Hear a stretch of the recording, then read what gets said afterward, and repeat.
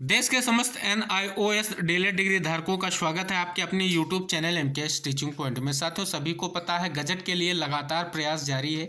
चाहे आप ट्विटर के माध्यम से देखें, चाहे आप जो है स्पष्ट रूप से गजट को लेकर के जो भी प्रयास वो किए जा रहे हैं। लेकिन साथियों, आप बात करेंगे जो फाइनल प्रयास की आपको ज़रूरत है जिससे जल्द से जल्द गजट जारी हो सके।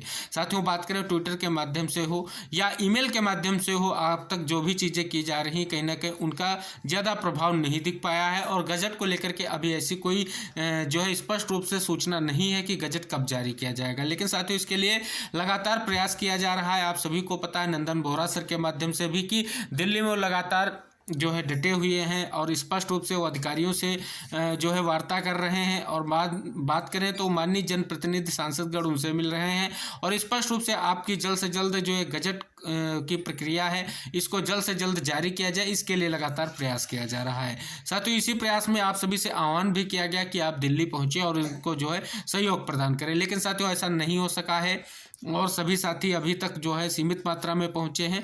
लेकिन फिर से जो सबसे बड़ी खबर ये निकल कर सामने आ रही है, आपको अवगत करा दें, एक तरफ नंदन बोहरा सर, दूसरी तरफ पप्पू सर लगातार प्रयास कर रहे हैं कि किसी भी तरीके से जो मुद्दा सुप्रीम कोर्ट फैसले के बाद बदला है, जिस प्रकार से चयनितों को लेकर के या प्राथमिक शिक्षक भर्ती में मौके को लेकर के, वो कृपया फिर से कहीं ना कहीं उसमें जो है प्रयास स्पष्ट हो सके और जल्द से जल्द जो है गजट जारी हो, जिससे हम सुप्रीम कोर्ट में अपनी याचिका को फिर से ले जा सके रिव्यू के माध्यम से और स्पष्ट रूप से यह जान सके कि सुप्रीम कोर्ट का जो फैसला है कहीं ना कहीं उसमें बदलाव हो जाए और हम लोग फिर से प्राथमिक में वैलिड हो जाएं और दूसरी तरफ चयनितों का चयन भी सेफ रहे। साथ ही इस प्रयास में आपको अवगत करा दे तो 10 तारीख के लिए स्पष्ट किया गया है कि 10 दिसंबर को सभी साथी दिल्ली पहुंचे। ये स्पष्ट रूप से आह्वान किया गया है गजट फॉर NIOS डीएलएड को लेकर के। और साथ ही इसी दिन के लिए अगर बात करें तो स्पष्ट रूप से पटना चलो का भी एक विशेष कार्यक्रम रखा गया है पप्पू सर के माध्यम से, जो NIOS डीएलएड प्रदेश अध्यक्ष बिहार के हैं और स्पष्ट रूप से उन्होंने जो है कहीं ना कहीं ये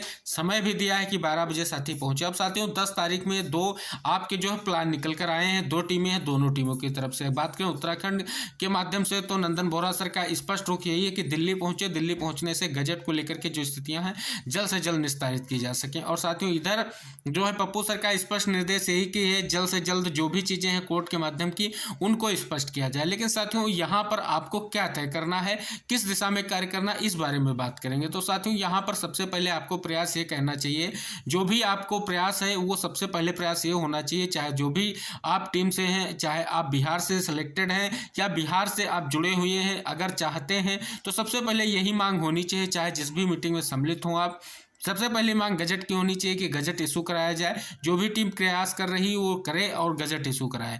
और स्पष्ट रूप से जब गजट इशू होगा तभी आपको सुप्रीम कोर्ट में जीत निर्भर होगी, वरना किसी भी तरीके से आप डायरेक्ट अगर सुप्रीम कोर्ट में जाएंगे तो आपकी जीत सुनिश्चित होना मुश्किल है। क्योंकि रिजिग्नेशन लेटर जो है यानी मान्यता पत्र जो है, जब तक वो गजट में बदलेगा नहीं तब तक सुप्रीम कोर्ट आपके लिए जो फैसला निकल कर सामने आया उसमें बदलाव किसी भी तरीके से नहीं होगा। क्योंकि सुप्रीम कोर्ट में स्पष्ट रूप से जो सुप्रीम कोर्ट की एक बेंच ऑर्डर करती है वो बिल्कुल प्रभावी फैसला होता है। आप हाईकोर्ट में देख लीजिए, हाईकोर्ट में उस फैसले को मान्य किया जाता है। तो साथियों, इस प्रकार से आपको आगे बढ़ना है कि आपका गजट जारी हो। जो भी आपके पप्पू सर के माध्यम से अगर ऐसा हो रहा है तो वहां जुड़े, अगर यहाँ पर दिल्ली चाहने से आपका प्रयास हल हो रहा है तो आपको यहाँ पर जुड़ना चाहिए। वैसे अगर साथियों यहाँ पर देखा जाए तो दिल्ली जाने का जो प्लान है बिल्कुल सटीक प्लान है, क्योंकि वहाँ पर जो है आपके शिक्षा मंत्रालय में जाकर के इसके लिए बात की जा सकती है। क्योंकि साथियों, बात करें जब 14 लाख की बात की जाती है तो वहाँ संख्या बल की भी आपको उपस्थिति जरूरी है। अगर आपके पास संख्या बल होगा तभी आप किसी मंत्रालय के पास जा करके अपनी बातों को रख सकते हैं। क्योंकि एक लोगों के बजाय अगर आप कई सारे लोगों के माध्यम से पहुंचते हैं तो उस बात को गंभीरता से सुना जाता है और एक व्यक्ति के प्रयास से थोड़ा उसमें दिक्कतों का सामना करना पड़ता है। तो इस चीज़ों को समझें और गजट के लिए प्रयास करें। और गजट जब आपका इशू हो जाएगा तो आपकी प्राथमिक की जो वैलिडिटी या वैधता है वो ऑटोमेटिक आपको प्राप्त हो जाएगी। क्योंकि गजट आने के बाद आप सुप्रीम कोर्ट में रिव्यू के माध्यम से जाएंगे और कोर्ट के निर्देश पर ही आपको फिर से प्राथमिक के लिए वैलिड किया जाएगा। तो उपाय यही आपका है और सटीक प्लान यही है कि पहले हमें गजट की ज़रूरत है, गजट के बाद हमें वैलिडिटी की ज़रूरत है। वो चाहे आप सभी साथी समझ लें, क्योंकि आपको हमने पहले भी अवगत करा रखा है कि जल्द से जल्द जो है एक केस रीओपन होने जा रहा है। आपको बता दें जो बिहार साथी चयनित हैं उनके खिलाफ जो रेगुलर डीएलएड के छात्र हैं उनका पुराना केस जो है वो जल्द ही हाईकोर्ट में जो है रीओपन होगा। और अगर उस केस में सुनवाई होती है वर्तमान की परिस्थितियों को देख करके तो जितने भी चयनित एनआईएएस डीएलएड कैंडिडेट हैं उनको बाहर किया जाएगा, क्योंकि सुप्रीम कोर्ट ने पटना हाईकोर्ट के आदेश को जो है स्पष्ट रूप से नकार दिया है। तो इस चीज़ को समझें और जानें, क्योंकि ये फैसला बहुत ही महत्वपूर्ण है।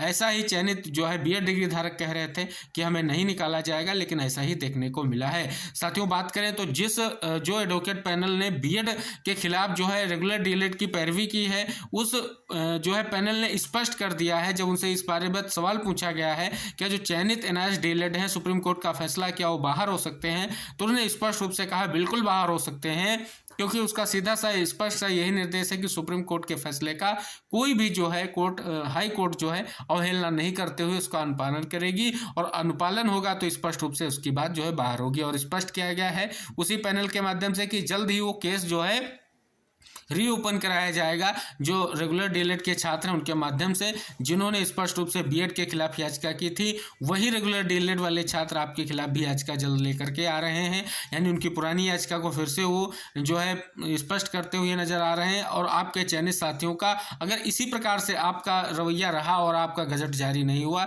तो जल्द ही चयनितों का जो है आपका नंबर आ सकता है, आपको जो है चयन प्रक्रिया से बाहर किया जा सकता है। आप बिल्कुल आश्वस्त रहें कि बिल्कुल आपका चयन निरस्त नहीं होगा। किसी भी तरीके से कोई भी सरकार कोर्ट के आदेश की अवहेलना नहीं करेगी और उसका अनुपालन करेगी। तो इसलिए समझें, प्रयास करें, गजट जारी होगा, गजट के माध्यम से जब स्थिति स्पष्ट होगी तभी आपको जो है आगे प्राथमिक के साथ साथ आपके लिए जो चयनित शिक्षक है उनका चयन सुनिश्चित हो सकेगा।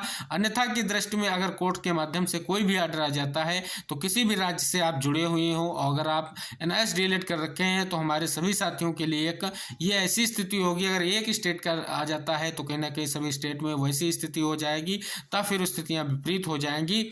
अभी आपने के लिए सुप्रीम कोर्ट ने आदेश किया है, आपके पास समय, आप रिव्यू के माध्यम से फिर से जा सकते हैं और इस सुनहरे मौके को इस प्रकार हमें आगे बढ़ाना है कि गजट के साथ अगर हम जाएंगे तो हमारा चयन भी सुनिश्चित रहेगा और हमारी प्राथमिक की जो वैलिडिटी स्पष्ट रूप से सुप्रीम कोर्ट ने खारिज की है, बस एक ही पॉइंट पर वो वैलिडिटी खारिज की गई है कि 24 माह और 18 माह का कोर्स सेम कैसे हो गया। बस यही स्पष्ट करना, अगर यही पॉइंट स्पष्ट हो जाए आप फिर से इनवैलिड है होते हुए फिर से एक बार वैलिड हो जाएंगे। बस इसी पॉइंट को लेकर के आपको आगे बढ़ना है और इस पॉइंट का एक ही आधार है आपकी जीत का, वो भी है गजट। अगर गजट नहीं होगा तो किसी भी तरीके से कोई भी साथी किसी भी तरीके से चाहे वो चयनित हो चाहे वो अचयनित हो प्रयास कर रहा हो, सभी के लिए जो है अभी भी जो है मुश्किलों का दौर जारी है। तो निवेदन रहेगा वीडियो को शेयर कीजिएगा समस्त साथियों तक।